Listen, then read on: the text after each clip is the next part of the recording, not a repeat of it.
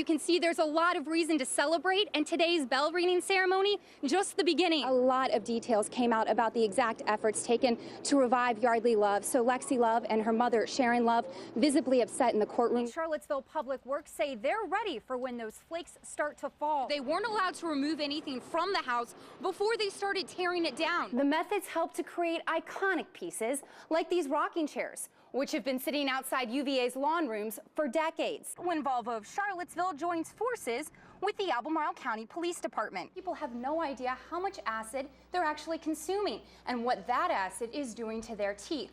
So Jim, I thought we'd take a little quiz and see how much acid you're consuming.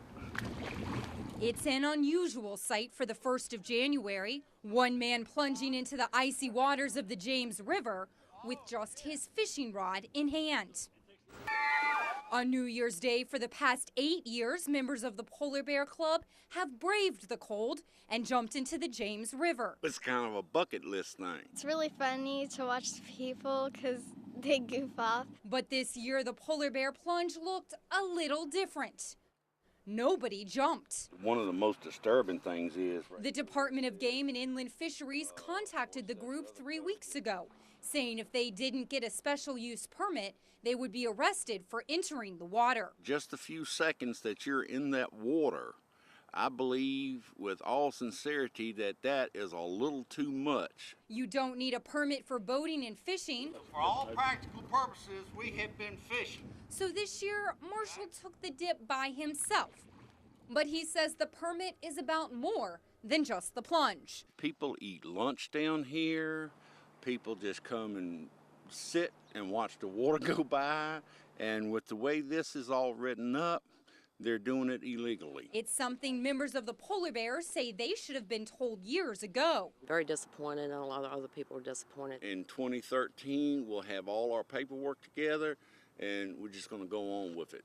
Making sure everyone will reign in 2013 with a splash. When the last man dies, for just words that he said. Singing songs and holding candles. Members of Occupy Charlottesville held a vigil Sunday night for Dr. Martin Luther King Jr. He stood for peace and nonviolence, and our movement is a nonviolent movement. To honor his legacy, the group participated in a worldwide vigil.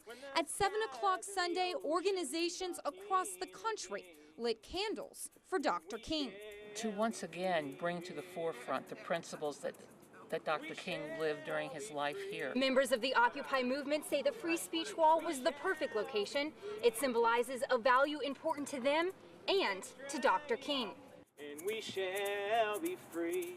Free speech, one of the many issues members of the movement say they're still fighting for, even if they aren't occupying Lee Park. We're not going away. The issues are still there. The issues haven't changed in the last, 2 months and a half. We have a moral responsibility to do this. The group says they aren't planning another occupation, instead more direct actions, like Sunday's vigil. We need to be active and to make sure that people in this area get the information they need. Shedding light on issues wherever they go.